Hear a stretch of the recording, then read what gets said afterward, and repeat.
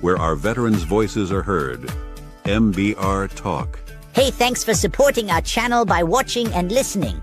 Find us on the web at mbradio.us.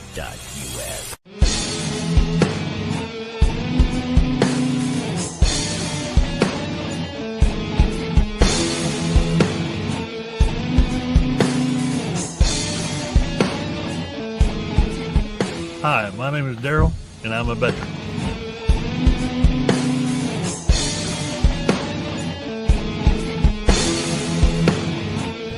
Hey, I'm Travis. I'm an Air Force veteran.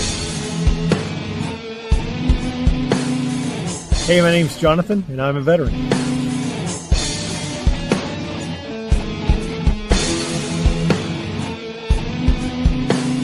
Hi, my name's Ashley, and I'm a veteran.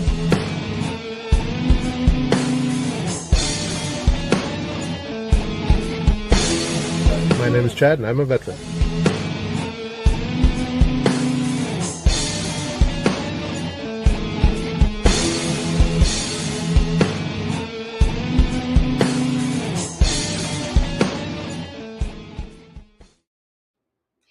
Well, good evening, everybody. Welcome to Conversations with a Vet. My name is Carolee, and I'm your host this evening.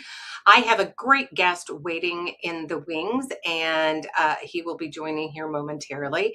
I do hope everybody has a wonderful holiday weekend and is very safe coming up with the 4th of July and enjoying each other's company and remembering what it's all about. So again, thank you all for being here, and please help me welcome Graham Paul Roberts, and he is a Welsh Guard. Welsh Guards, yeah. Nice. So thank you so much for coming on, and it is fairly late there in comparison to the time here. So coordinating, I appreciate that, and working with the schedules that we have. How is it so different? I don't know. Have you been to the U.S. at all? I certainly have, yeah. I went there in 1999. Okay. And I am just kind of getting a little ahead of myself. I have not been outside of the U.S. So I'm really curious to know, in your opinion, the differences between the UK and here. There's not that much difference in terms of our ethos, I think.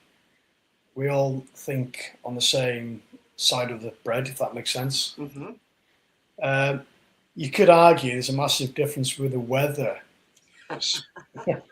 especially down south of America, I guess. In UK, where we have two extremes, we have either really, really hot or really cold. Have you been watching the World Cup at all? No, only the highlights. It's on early hours for me.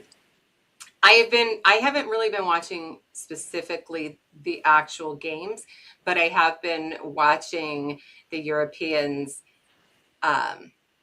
surprise and shock about America, and they're so excited about how they've all been welcomed and just the hospitality.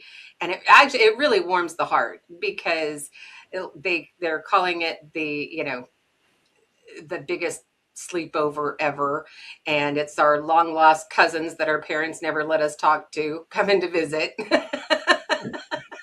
Yeah, we have got a good relationship with the States in the UK. Yeah. And we have done for a very long time, hundreds of years. So when we go over to the US, I'm talking for the World Cup now, there is a sense of being expected to be welcomed, which that has been the case. Mm-hmm. Yeah, it's great to see it. And it's great to see all the other countries that are here getting along. I mean, Japan, Mexico, Turkey, Australia, just on and on and on, and how they're integrating even with themselves together. And it's so funny to hear that was it the Scots drank Boston out of beer. I love it. I'm not in a position to agree or disagree. No. It was. I love it. I think it was great, and they're now. I think the conversation is that they're now considering themselves sister cities, kind of a thing, because they absolutely loved each other, and it really embraced each other. So yeah, it just makes me happy, and I think everybody around the world needed it, and so I'm pleased with that. Okay, but I digress. So I always start my shows out by asking my guests to tell me a little bit about who you were as a child. Okay, so obviously I'm Graham Paul Roberts from North Wales, from a place called Bangor, which I believe you have a Bangor in the US. We do. Maine. Bangor, Maine. I was born in August 1976. What was the hottest summer, in decades. Wow. You could argue this summer's bloody well hot. I think 1976, the heat wave was for 14, 15 days, and we've only got for 5 days this time. Sorry, like you, I digress, sorry. So I was born, the birth was quite difficult. I was 6 weeks premature, 2 pound born. And the doctors asked my father who he would prefer to survive, and he chose my mum, his wife. And on reflection, I suppose I would have done the same thing. So the birth, had a double hernia, so I had to have an operation. But the hospital in Bangor, where I was born, didn't really have the medical equipment to help me. So I then got moved to Alderhay in Liverpool, which is a specialist hospital for children. So I spent a few weeks there in an incubator. And the predictions were I wasn't going to live past my 16th birthday. I'd have learning disabilities. The left side of my body would grow slightly smaller. So it's kind of, dare I say this, doomed at an early age. And then I remember when I was in primary school, yes, I did struggle. I was put in a specialist unit to help me, which then resulted in me being bullied because I was different. When we grew up, we weren't, rich. I not very good clothing on compared to my peers. And when I got to teenage years, I found myself avoiding home time. So I used to avoid being bullied. So I used to hide under the stairs in the school. I used to wait till about 4 o'clock till everyone else went. Then I came out from the shadows and walked home. And my excuse to my parents were I was doing homework at school, which wasn't the case. I was just hiding. So yeah, so that was my childhood. Wow. That had to have been difficult. And children can be so cruel. Yeah. What was it like after primary school into your later years of education? So in the UK, we have primary school, which goes up to the age of 12 or 13. Okay. And then you have high school from 13 to 16. And if you do A-levels, you then go up to 18 and then go to university, which in the US you call college, I believe. Yes. So, yeah, my secondary, high school, again, I was in a specialist unit. My results, as much as I'm ashamed to say this, were very poor. So in the UK, in Wales, you get grade A star for the top, and all the way down to G. I'd use, I didn't even have a grade. Whereas in England, it's level 1 down to level 8, I believe. So I left school with nothing. My kind of personality was I was kind of shy. avoided social events because I was scared of getting bullied. So it's a bit of a shadow, to be honest, and I kept myself in my own little cocoon. At what point in, and I'm not familiar with the UK's role as far as the military goes. Are you required to do so many years of military service, or is it a voluntary system similar to the United States? Yes, it's, you know, I mean, in the 1960s, 70s, you did not conscription, but you were required to do 2 years in the military. Now it's not. So in the UK, I'm talking about the army, we have the reserve forces and we have the regular forces. So you are required to do 4 years as a minimum if you decide to get out. So in basic training, which I'll discuss shortly, you can leave up to a certain point, but once you get past that threshold, so to speak, you have to do your 4 years, unless, of course, you get medically discharged, or if you're a naughty boy or girl. Right. Okay. So you already knew you had to join the military. Yeah. So when I left school, and I knew at that point that I'd gone past my 16th birthday. So I had a last, follow-up appointment in Alderhay, Liverpool, the hospital, to kind of discharge me, and they were absolutely pleased. My mum frog marched me into the hospital I was born in Bangor, kind of showed me off, and the medical staff there were very pleased. So as much as my confidence was quite low in my teenage years, knowing that I've overcome, dare I say this, my first barrier, I then said to myself, okay, this is not going to be your stop, you can keep going. So I decided to apply to college to be a vehicle engineer.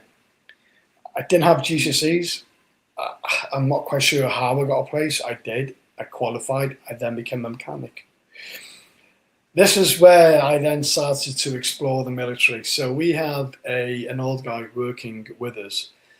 He was in the Second World War, and this was 1993, may I add, and he was talking about his time in Europe, and that kind of lit the spark for me. I was like, okay, I wouldn't mind doing a bit of this. I've overcome my problems as a child. I'm a little bit more confident.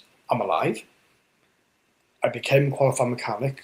I then started to ask myself, could you do more? So I then decided to join the military.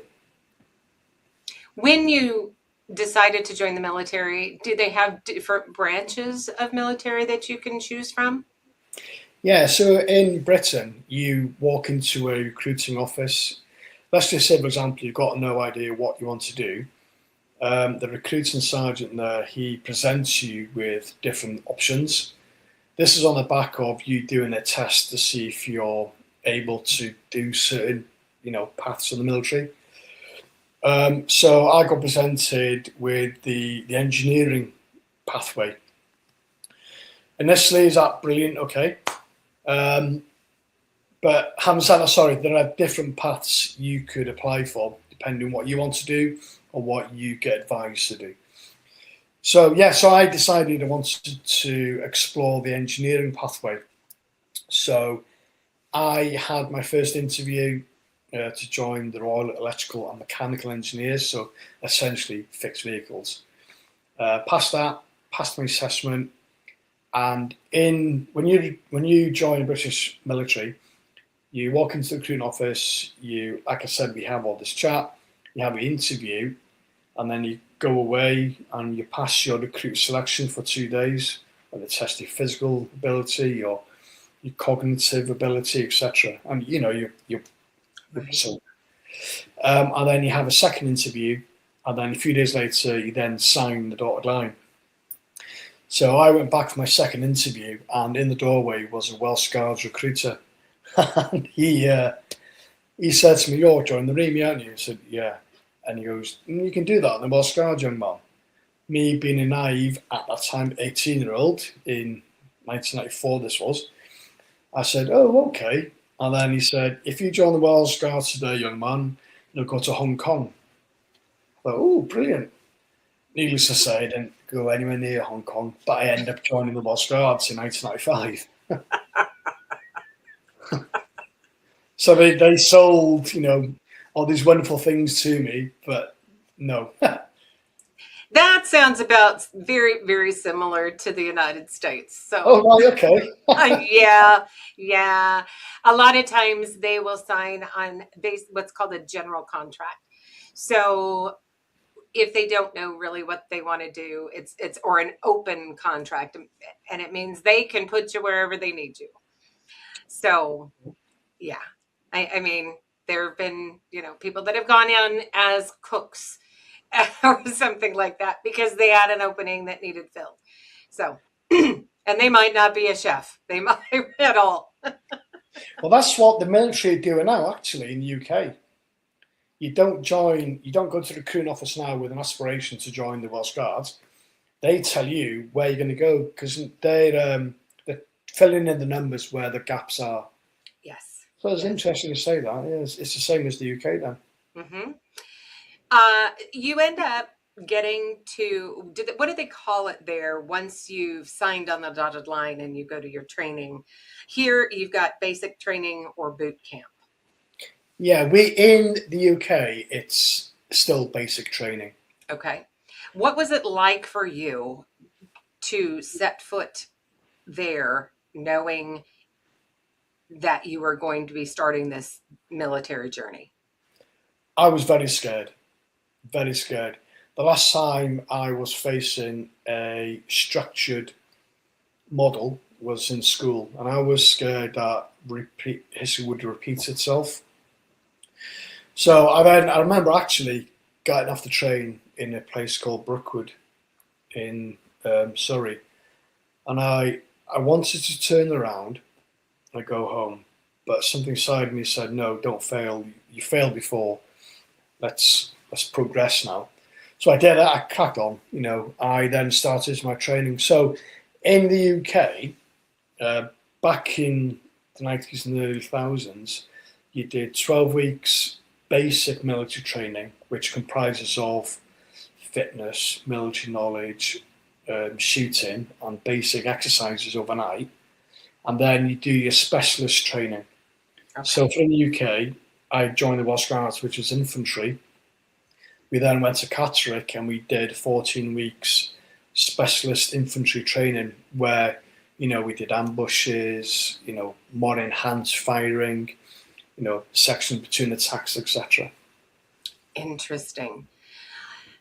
You complete that. Once you complete all the training, are you then considered a Welsh Guard? At what point do you get the actual title? Oh, it's in the recruiting office. When you have your second interview, when you sign the dotted line, when you sign a contract, you then that's your regiment. Having said that, there has been cases where people have failed fitness tests because, like you said, in the infantry, their fitness is slightly higher than other branches in the military. Right.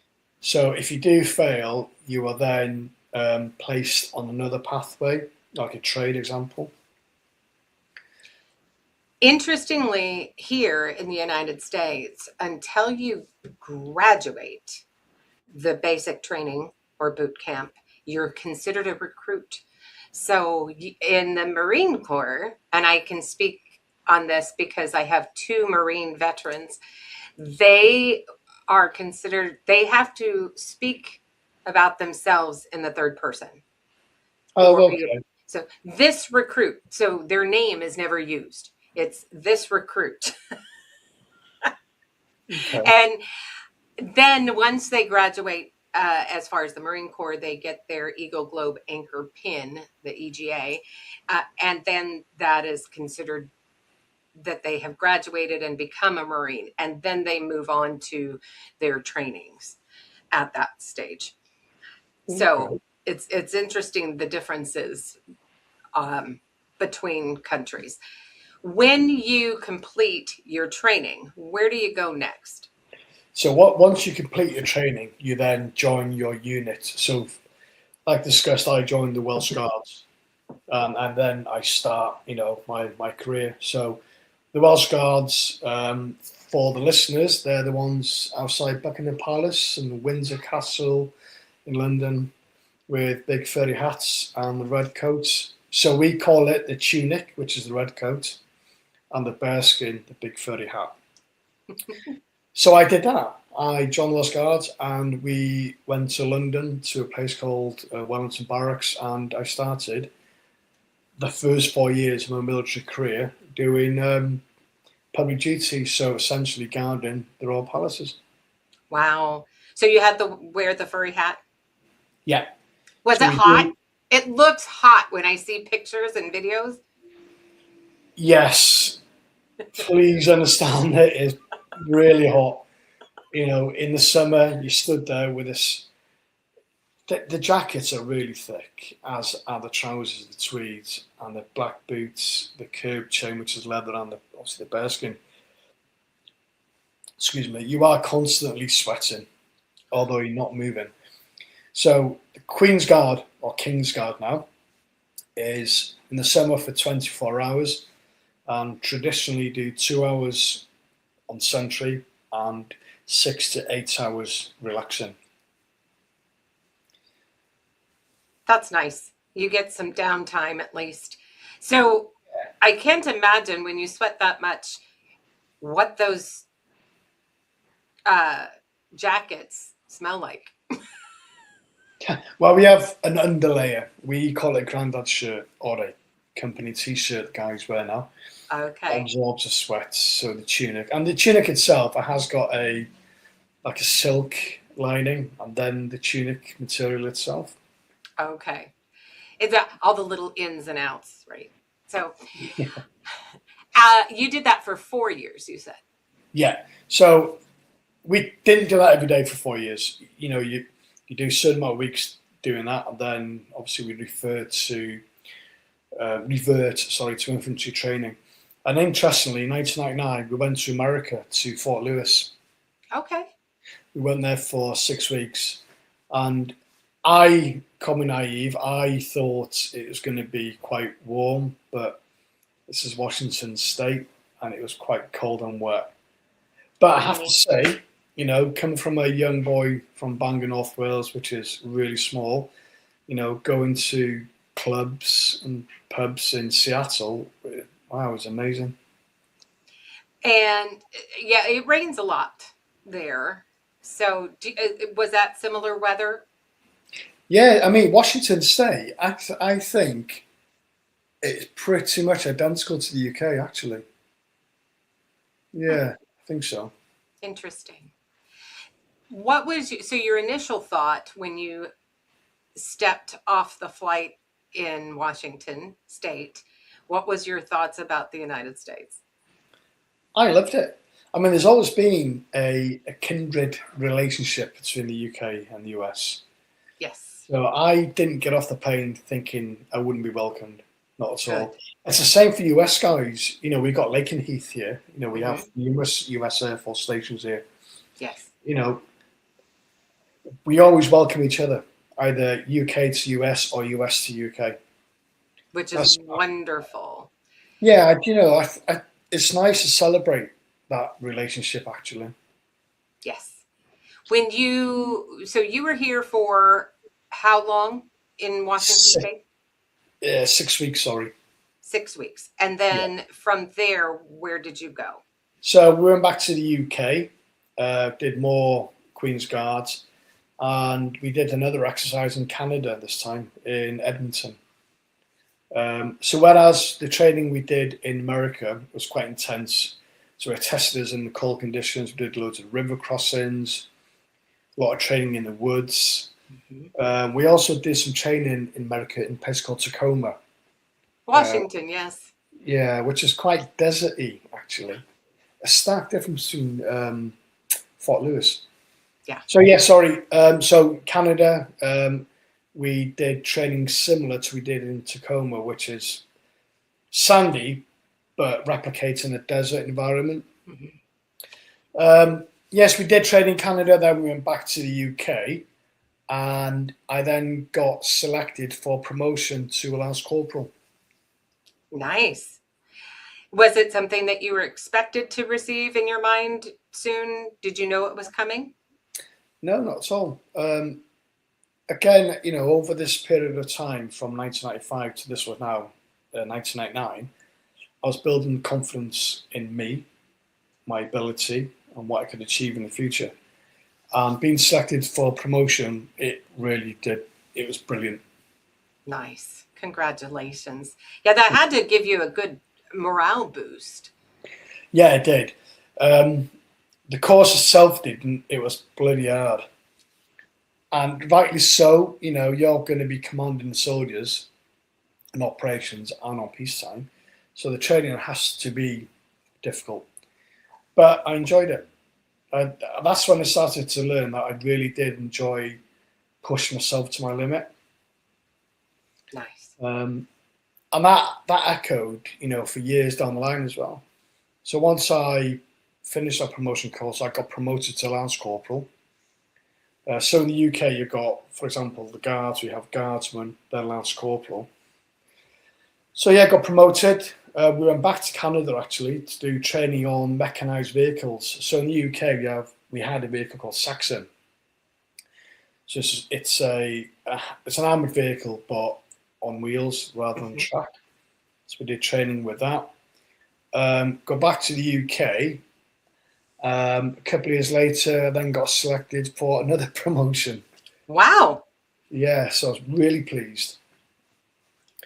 So I then went to a place called Brecon. It's a place in Wales, but in the infantry we refer to it as Brecon. This is where you do your infantry leadership training, which is quite intense. So you learn how to command troops on exercise and operations, and you also learn how to deliver lessons on weapon systems. Okay. So yeah, that was 6 months. Did that in the summer of 2021, so 2021. Got promoted to Land Sergeant, so I was then in charge of 8 soldiers in the section. Then went to Northern Ireland. And what was that like for you? Nice. It was okay. It's quite. I mean, for the US, I think for the listeners, it's quite strange. Imagine being on an operational tour in your hometown. That's what it feels like. Everyone's driving on the same road. The vehicle license plates are very similar. Everyone speaks the same language. The shops are the same. It's quite a weird feeling. Because you're not home. Yeah, but you're not home, but you're home, if Right. that makes sense. Yes, it does. You're not physically in your home area, but it still has all the similarities of home. Yeah. So Northern Ireland is part of the United Kingdom. So we were on operations in the United Kingdom. Nice. It's a weird concept. And how long was that for? 6 months. So when in the UK, when we do operational tours, they're roughly 6 months. Okay. All right. So I did that. I then got selected to go to Pirbright, where I did my basic training as a recruit instructor. So I spent 2 years teaching the next generations of soldiers. What did you think of yourself when you first did your first training? Were you nervous? Were you confident? How do you believe you felt then? That's a good question. I was forgetting who I was in terms of a teenager, but I didn't, if that makes sense. So there was one occasion where I did a recruit who was like me. So I went out of the way to help this young man, and needless to say, he flourished. Nice. Yeah. So I spent 2 years there teaching. Then I went back to the battalion back to my Welsh Guards unit. We then moved to Kosovo. So we did static covert surveillance in Kosovo. So we basically were looking for people who were wanted for war crimes. Wow. What year was that? 2006 into 7. Okay. All right. Yeah, so we went to Pristina and Mitrovica and hunting down people who did naughty things, basically. Wow. I always wonder what would be the mindset that you would have to do something like that. What a question. I think the mindset, I want to say discipline, because you're spending, weeks in an observation post underground in the bush looking at someone. So your mindset needs to be over discipline foundation. Mm-hmm. And also coupled with that, with the want to catch people who've done bad things. So, yeah, we did that for 6 months, and I then got selected for another promotion. So I was really climbing up the ladder now. So I got selected to be a platoon sergeant. Wow. Yeah, so I wasn't this fragile young boy anymore. I was the new me. So I went back down to Brecon, did a 6-month promotion course. This time, I was learning how to command and administrate a platoon of 30 soldiers. And whereas before I was learning how to deliver lessons on weapon systems, I was now learning how to design live firing tactical training. Oh, wow. So, yeah, I did that. Went back to London, and after a few months, I then got selected to go to Sandhurst to teach officer cadets. So Sandhurst, for the listeners across the pond, it's the equivalent of West Point. Oh, wow. Okay, so very prestigious. Yeah. So I went to Sandhurst after being promoted again to colour sergeant. So this is one down from my warrant officer. So, yeah, so I spent 2 years in Sandhurst. And even to today, that was probably the best 2 years of my military career. It was fantastic. I loved it. Oh, nice. Yeah. I then went back to my unit, picked up the post of the logistics senior NCO in the company. I didn't like it. I was a soldier, I was in Sandhurst teaching, and then went back to my unit to be a storeman, essentially.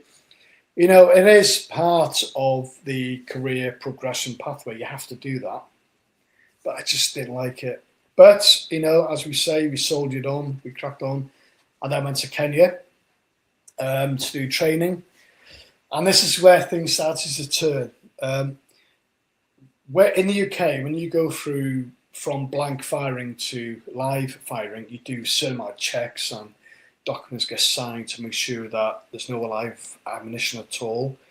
Because if there's live ammunition used during a blank firing, it could be catastrophic. Correct. During this time, the company was signed off, and they all went forward to do blank firing. And this is where I found live ammunition on one of the guys' webbing. Oh. Yeah, so I found a belt of LMG rounds, which is mini rounds, and a live grenade.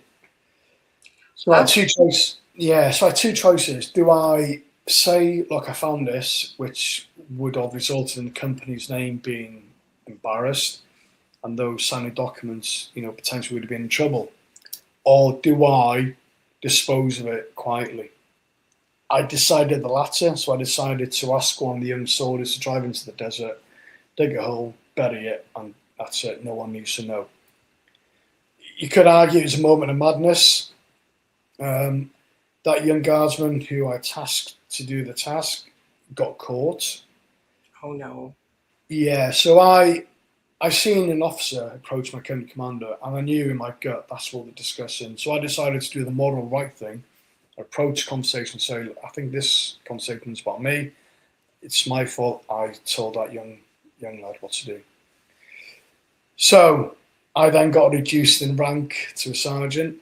But what hurt me the most at this point, the company commander said to me, "This is a bloody shame because you were penciled in to be the regimental sergeant major. That's gone now." And that really hurt. So yeah, I got reduced in rank to a sergeant, got back to the UK. So at this time I decided I could either let this be to me and just fall to the ground, or get my head above high, head up and crack on. I decided to do that. So I cracked on. I got re-promoted within a few months back up to colour sergeant. So that really did help me. And then we went to Afghanistan in 2012. Wow. You know, it takes a big person to be able to, one, admit their mistakes, but two, actually own it and be able to continue to move forward despite having that hanging in the back of their mind. Yeah, and do you know what, Caroline? We all make mistakes. We're all human. Yes. And having the moral compass pointing in the right direction makes a person a good human. Agreed. So the commanding officer recognised that. He understood my rationale behind it. So like I said, got re-promoted, went to Afghanistan. And yeah, we went to Helmand province. And yeah, we did 6 months tour of duty there. During that time, one of my young guardsmen, one of my subordinates. So where we were, we lived in the green zone, and we had to dispose of our own human waste ourselves. We had to burn it. So I tasked one of these young guardsmen to dispose of the human waste that we collated over 24 hours. And I specifically said to him to use the black jerry can, which was diesel, not petrol. He obviously paid lip service to that, and he decided to use the petrol. So we went to the burns pit. You know, we're talking 50 degrees heat. Opened up the jerry can. The fumes caught light with the already ignite fire. He then went up in, you know. Oh no. Yeah. Yeah, catastrophic. His eyelids were down, his fingernails were all off. So in the UK, we refer to the American medics as the MERT team. So they've got a Chinook helicopter, they land. They're very quick. I absolutely, hand on my heart, say the MERT teams in Afghanistan that belong to the US, but absolutely outstanding. Absolutely brilliant. So they Kazivac these young guardsmen to Bastion. He stayed there for a few days, then he went obviously back to the UK. So I was very annoyed with myself. But thing being a leader, although things aren't generally your fault at times, you still have this moral feeling that, God, it's one of mine, that's my fault. Although it's not, but that's just what the human brain does. Yeah, you're the one that ultimately the fault lies on, on you as the leader, right? But in the same sense, you can't be at every place every moment of the day. No, you can't. But we went back to the UK, and the combination of that, of Kenya, I decided to leave the military. So I left the Welsh Guards after 20 years, and then I went down the route of close protection. And that is? Bodyguard. Okay, all right. So I went to a place called Hereford, and I did my close protection training, which had a distinction. I then picked up a job in Iraq, in a place called Basra in South Iraq. Okay. So I did bodyguarding for 2 years. I was promoted to a project manager in that time, where I was looking after 100 people plus countless vehicles. But for me, I was back to being that logistics manager. It just wasn't me. So this was 2015, and I won't reference the company's name, but everyone was talking about this company, a really professional, high echelon company that were doing the top end jobs, across the world. So I decided to apply because I just wasn't feeling myself at doing this job in Iraq. So I sent an email, CV, etc., and I got invited to a Skype interview, which I was on leave at the time. And behind me was a picture of Sandhurst, me and Sandhurst. And the guy who interviewed me was an ex-colonel in the British Army. Wow. He made reference to this. And the conversation went well, The atmospherics of the chat was brilliant. It's more of I didn't know the guy at the time, but it's more of a friendly chat. Interview finished, and within about half an hour, he offered me the job. Nice. And the job, this is 2015, mind, the job was in Syria. Okay. Our task was to build a new special battalion to defend a place called S17 and K12. So I was quite shocked because at that time Syria was dominating the news with ISIS, etc. Mm-hmm. So he then said to me the pay packet, which was for the US listeners, was about $700 a day. Wow, that's significant. Yeah, I mean, I then started to worry. I thought, crap, why is it so much? But, being a typical bloke, so to speak, I didn't see that then. I thought I'd just seen the numbers. So we went to London, we did training, and, I went back home, started packing my kit, and then I flew into Beirut, in Lebanon. And I thought, interesting to have that impression, Carolee, because I thought Beirut was going to be this rundown place. Actually, it was brilliant, vibrant. Muslims, Christians living and, socializing together. And even to today, 2026, is by far the best night out I've ever had in my life. Wow, that's saying a lot. Yeah, Beirut it's absolutely vibrant. It's so friendly. It's just there's Porsches, driving around. There's Ferrari garages, Range Rover garages. There's 3 different malls there. It was fantastic. So they rebuilt a lot. Oh yeah, hugely. So we spent a few days there waiting for the visas, and we then crossed into Syria. And again, I thought Syria was going to be this 1980s suppressed Soviet-style country. When we first crossed into Syria, everyone welcomed us with open arms. There's a few raised eyebrows. Dare I say, a few dollars passed over to keep people quiet. As we were driving in a direction, that's when the Syria, I thought, then became relevant in terms of the checkpoints were very dated, the weapon systems were quite dated, the discipline was quite poor. So we travelled, got to S17.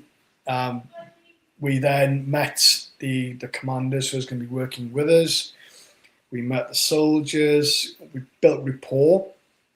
And then we went to visit the training areas, which was just by K12. We then designed using my senior Brecken, my building life fighting training areas. Right. We then decided to build areas, we built a trench system, bayonet fighting, all the rest of it.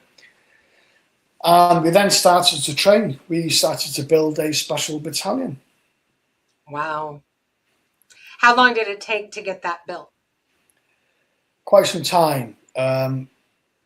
They, in Syria at the time, there was no structured training for the group of people that we were training. So it took some time.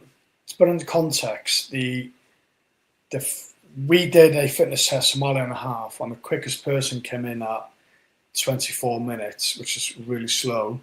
And the slowest person came in at something like 42 minutes. Wow. In the UK, the model for that mile and a half run is 10.5 minutes.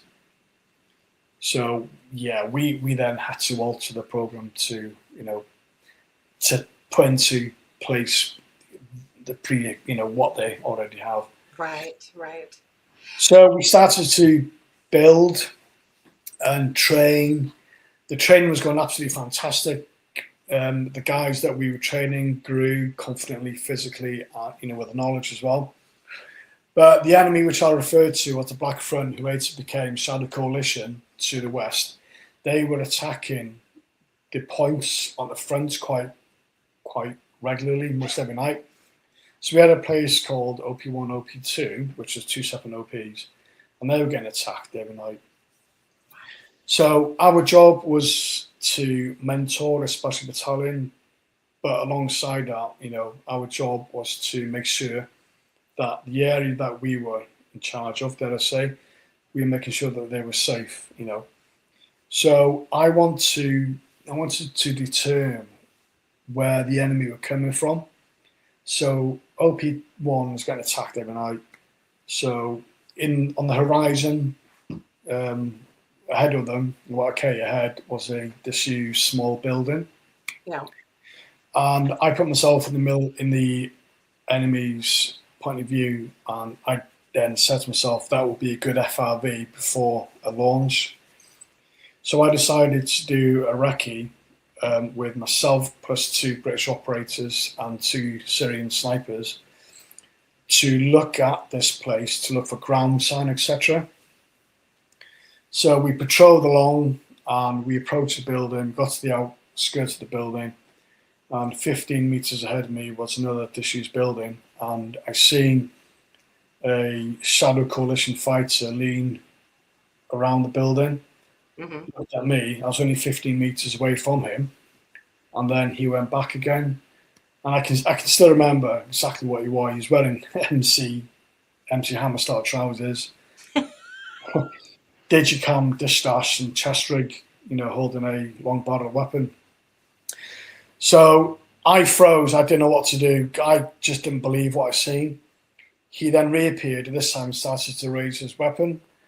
And that's when my training kicked in. I raised my weapon. Obviously, I was quicker, and then what unfolded from that was quite a big firefight.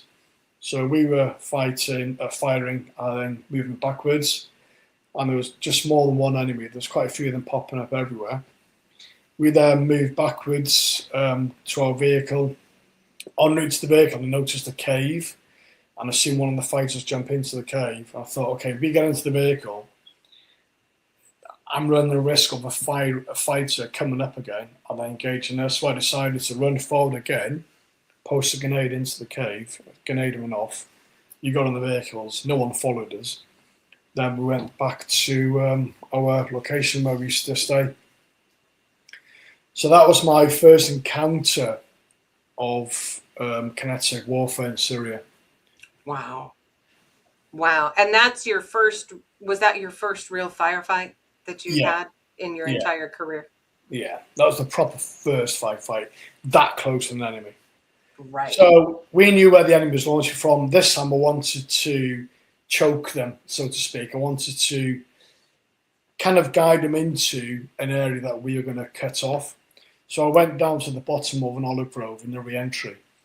And as I was determining where to put barbed wire, I had guys behind me on the slope up where the ground leveled out in fire support. As I was down in the re-entry, the enemy noticed me and engaged me. So I had the enemy firing at me, and then the guys behind me firing back at them. So I was stuck between rounds going this way and rounds going that way. And to add to that, a bloody radio went dead. So I couldn't tell my guys to stop firing so I can move up. So the enemy, their rounds are getting closer to me. So I decided I'm going to have to do something before I get killed. So I decided to run with my AK in my right hand, my left hand in the air, started to wave running up towards my own fire. Luckily, the bloke see me and they shouted, Mr. Robocoming, don't fire.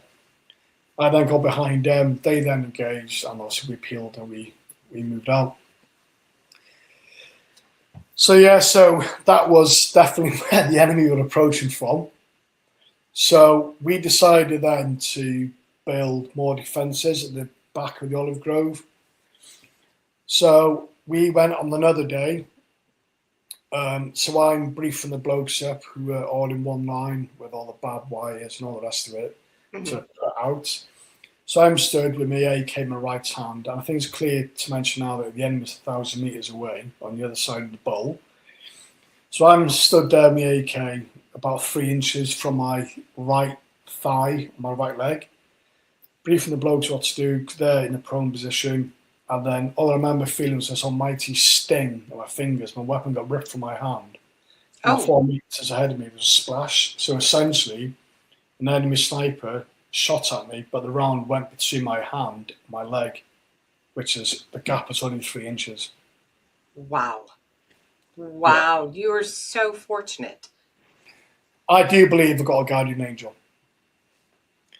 And a friend of mine threw me to the ground, checked for my body armor, check for blood. There was nothing. Same day, we carried on. Same day, I'm lying behind an olive tree, which, for reference, the stem was only about 2 inches, 3 inches maybe. And rounds start cracking. And the difference, there's 2 differences between getting shot at. If you hear a crack in the thumb, it's a good 6 foot, maybe 6 meters ahead of you, or above, sorry. But when you hear a whistle, that's within 2 feet of you. Yeah. And I was lying down and I could hear the whistles going past my head. So I had a friend of mine to my right, and between us was a Syrian guy. He got shot in his hand. His hand was in a hell of a mess. His finger was down. So I threw my friend a first field dressing. He had a tourniquet. We gave him first aid. We could not move. I was literally pinned down. When you are closest to death, the only way to describe it is this: you give in and you become at peace.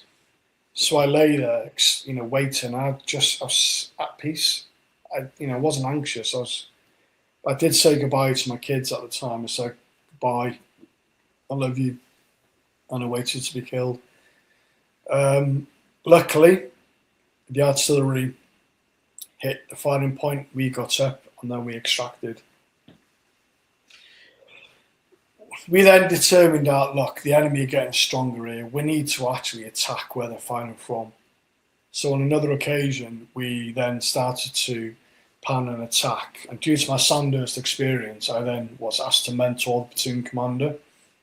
So I helped the platoon commander do an attack from the right flank. So I said to the platoon commander, right, this is the model we're using, you go. I stayed with the section to give fire support. We got engaged, again, rounds cracking over us. The guy to my left, his head just dropped. I thought, God, so what's wrong with him? So I started punching him in his arm. There's no response. I thought, crap, he's been killed. So I moved him over to his back and I checked him on his collarbone. He had a very small hole. I thought, being shot, there'd be blood everywhere. It literally wasn't. There was no red. It was just a small hole. I checked his back. There's no exit wound, but we were getting shots at. The round was getting closer and closer. So I decided to put him in a very poor fireman's lift, pretty much drag, really. So I dragged him, carried him to the vehicle about 50 odd meters away in dead ground. He then got extracted. That attack didn't go ahead. We had to, cancel it. I was then getting paranoid that I was getting shot at all the time. So did my boss. So I decided to step back because I knew in my gut, I'm getting close to being killed here. So I decided to take a step back. So we were watching the same attack, but on a different day, if that makes sense, from the first floor of a disused chicken factory. So we taught the guys how to mark and avoid IEDs. And one of the guys we taught, Mohammed, his typical blasé attitude, decided he knew best. So I was looking for a set of binoculars, looking at the attack go in, and I seen him go up this path. I was so annoyed because he wasn't doing the drills. And the next minute, just almighty puff of grey dust. He hit an IED. I couldn't see a body, nothing. So we went down the ladder. We then went to the contact point, and all the guys are running around, as we say in the UK, like headless chickens. Mm-hmm. So I controlled the platoon commander, controlled the guys. Got to the contact point. There was nothing there whatsoever. No blood, nothing. He completely disappeared. As we say in the UK, probably the same in the US, he went up in pink mist. Right. And within 10 minutes, there's a mighty crack and thump went over our head. And it wasn't just a small round, this was a heavy round. And we learned within minutes that one of the guys went up the same ladder we were going down, and he got hit with a Duska round, 12.7mm, and he literally got cut in half. Oh my. Yeah, so we again had to control the lads. It was just carnage. So yeah, so that was the West. And during all this time, my wife decided to leave me. Oh no. So yeah, so I was constantly getting shots at. I lost my marriage. So things started to get a bit dark. So I went on leave, and when we used to go on leave through Beirut, we used to get drunk quite a bit. That's just to numb, Right. what we were experiencing. I wasn't really human, if that makes sense. I just wasn't feeling me. I wasn't Graham anymore. I just didn't know who I was. So I went back to Syria, and this time we were fighting ISIS. So we were attacking 3 points. So the first one, I was mentoring. Second one, the platoon commander, he did the attack, but it wasn't as what I wanted. So myself and the boss decided to mentor on the third position. ISIS seen us, they engaged me and my boss. We clearly looked different, so we were then hunted by them. So we then went to cover behind a small pile of rocks. It wasn't much bigger than 3 foot, so we were in a prone position. The rounds were splashing against the rock.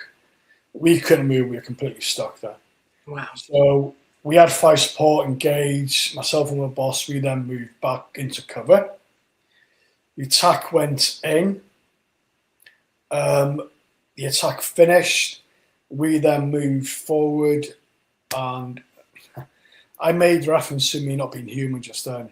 And what I seen was a burnt ISIS body. So I damaged Anger Amy with my right boot. I squashed his head. Oh no. Yeah. Like I said, I wasn't human, Carolee. Yeah. I damaged Anger, and I felt like an animal. I just wasn't me. So I did that. We then extracted, and then our vehicle was engaged with mortar rounds. They missed, obviously.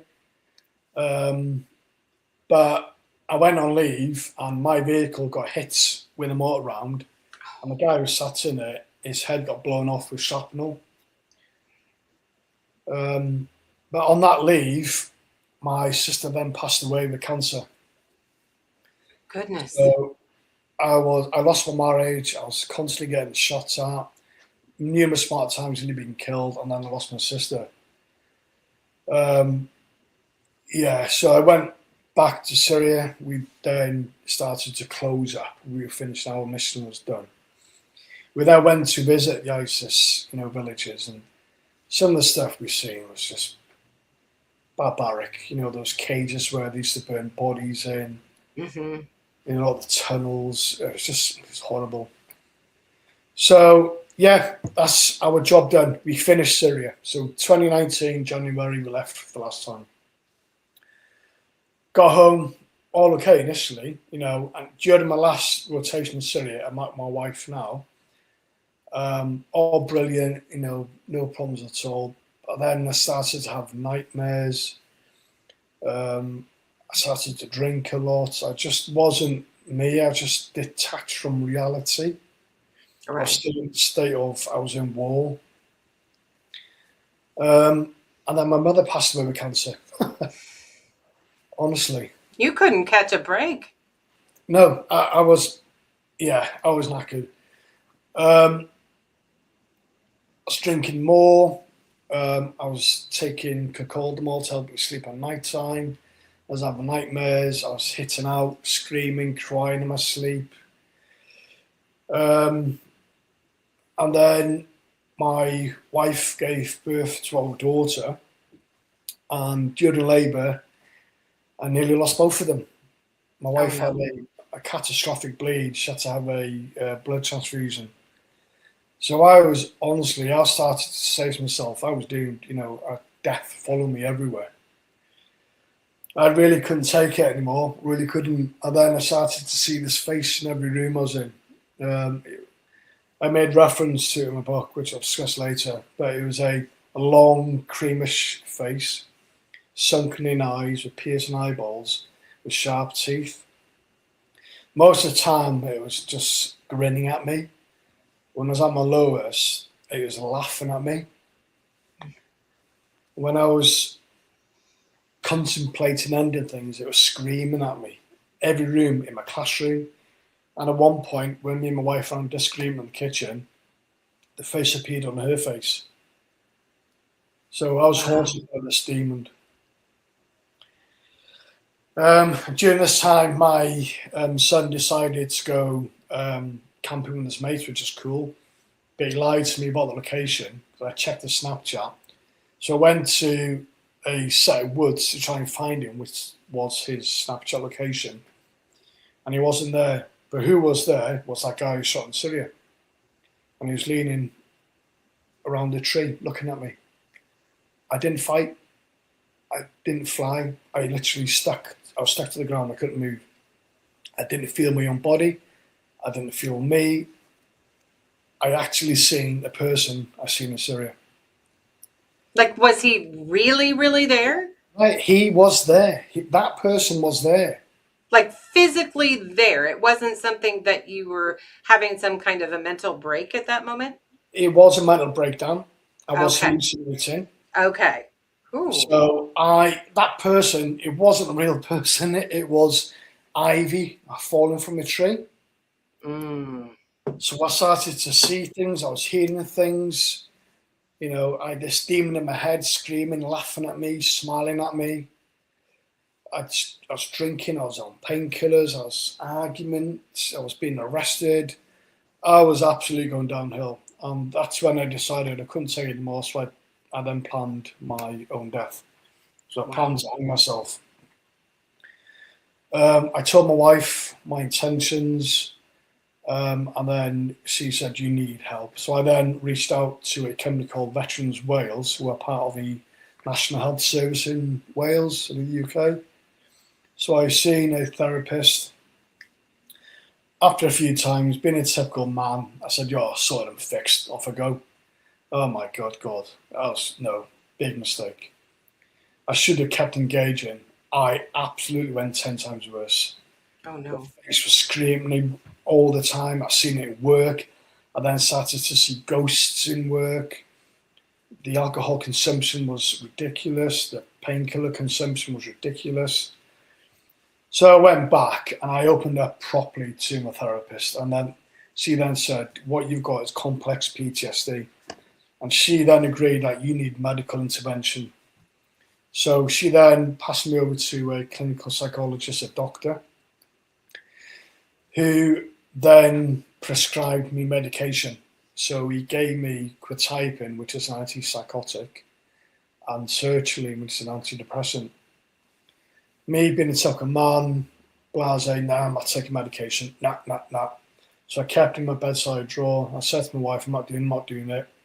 I was getting worse and worse and worse, screaming constantly. I just wasn't me. I then said, I can't do this anymore. I either do the worst thing, but I'll be leaving behind my children and let them down, or do I do the right thing, take the medication, and just have the courage to go for it and accept the help that was given to me. I started to take the medication, and the face started to not laugh at me, scream at me, or grin. It was just looking at me. I then started to kind of disappear. First of all, it started to gain distance from me. Then the medication then gave me confidence that actually, yeah, things can get better, and it did. I then started to get a lot better. Amongst all this, I was working as a additional learning needs or special education needs teacher. I then started to feel me again. I was engaging with life more effectively. So the moral of the story, medication does help. It really does. So I'm still on that medication now. I'm not ready to come off just yet because I'm still in the recovery stage at the minute. During this whole recovery and treatment, I was taught numerous amount of skills, and one of the best skills I was ever taught was with trauma, you always revisit scenarios, but you always put yourself in that scenario.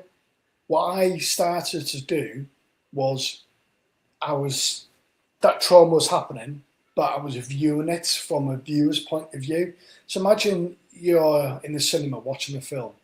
Right. The film on the screen is the traumatic event, and I was in the seat eating popcorn, drinking Pepsi, watching it. And that helped me emotionally detach from that situation. And that then started to help my brain kind of readjust as well. And one of the things I did, well, it was very dangerous what I did. I then decided to revisit every single traumatic event in my life. Wow. And use that model to emotionally detach. It worked. And also what I did with that was to, rather than just keep things in my mind, I decided to box things off in a book. So I decided to, and my wife's, she's absolutely brilliant for suggesting this. She said, write down everything on paper because it's you're psychologically moving it from your mind, so to speak, to a physical paper. Yes. So during that journey of writing things down, I decided I can make a book out of this. And then as I was writing the book, I thought, okay, I can change the language of the book slightly to help other people. So I decided to help other people who have experienced traumatic events, not just military, every walks of life. Mm-hmm. You could be a civilian, you could still experience trauma. So I decided to write the book as not as a toolkit, but as a living proof from an honest perspective of what a real human has gone through and what me, has done to get himself better. And I have got better. I love that. I absolutely love that. So tell me what is the name of the book that you wrote? We'll start there. So the book is called Echoes in the Silence. Okay. And let me see, is it out there on Amazon? It's on pre-order for Kindle on Amazon. So the book covers a picture of me with a baseball cap in Syria with white sandbags, and Echoes in the Silence is the main text in the front cover. My name's at the bottom of the front cover. I'm trying to see if I can find. Okay. And then that is. So it's available on Amazon. So the Kindle's on pre-order now. So the ebook. The hardback and the paperback, that goes on pre-order next week for the launch date of the 3rd of July. Okay, let's see. I'm trying to find it on Amazon, or at least Google it.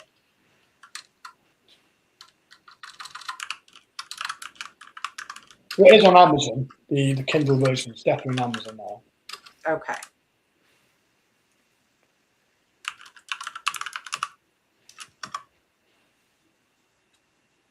There we go. Okay, so let me go ahead and get this shared so everybody can see it.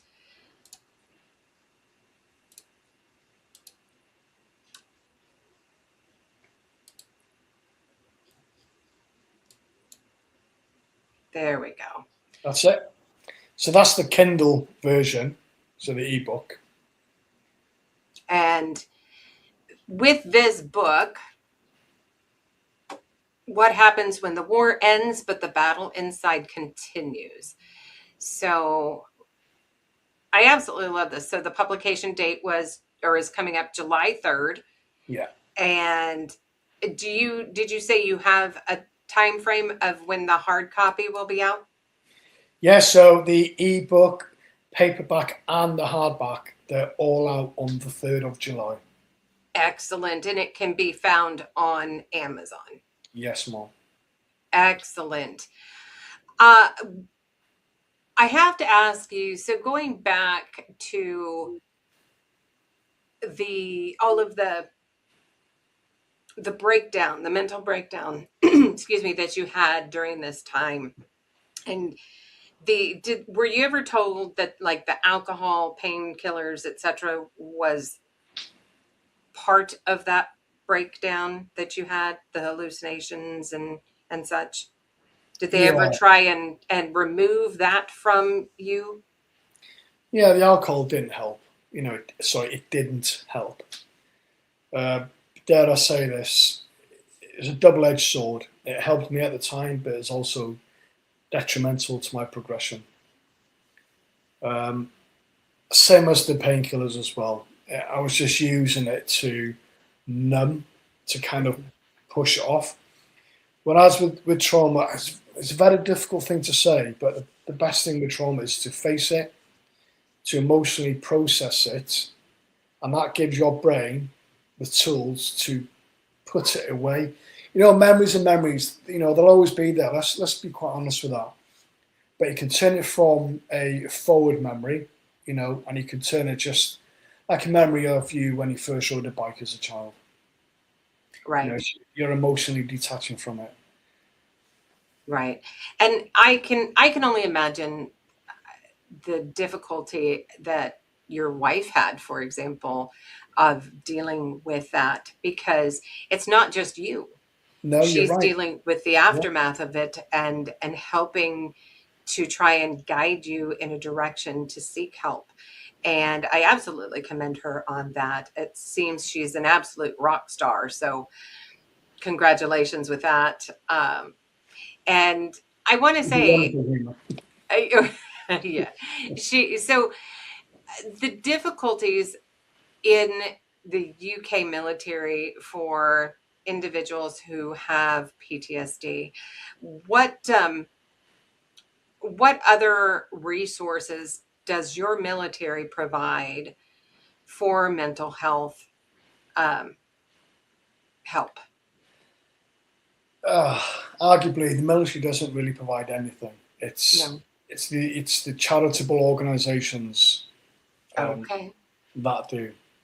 So we have the VA here, the Veterans Administration here, that is under the United States government, but there are the nonprofit entities that are literally everywhere across every state, different entities to help veterans. And most of them are veteran funded, veteran hosted, however you care to say it, veterans helping veterans.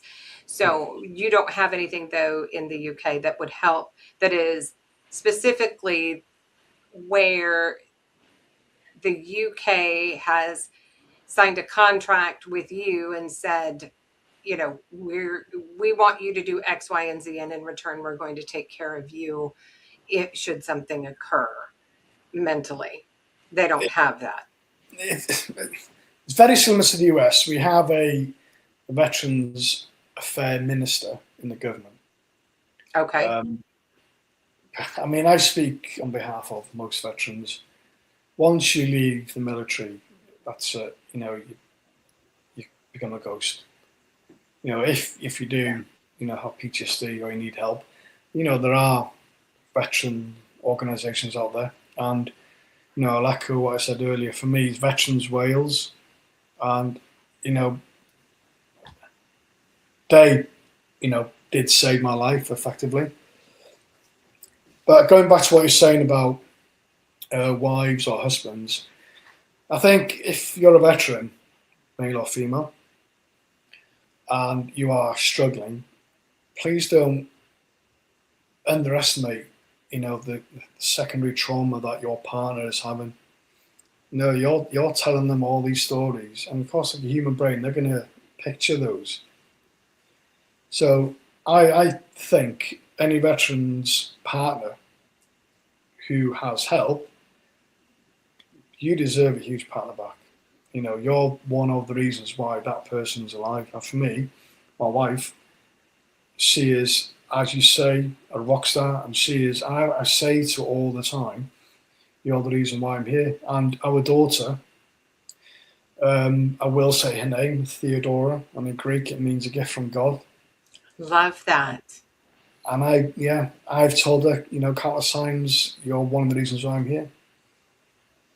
I think it's amazing. I think it's absolutely amazing how far you've come in life, and the traumas, the setbacks from the day that you were born to today, and how you never, ever gave up. You had moments of insecurities, but you never gave up into acting on those insecurities.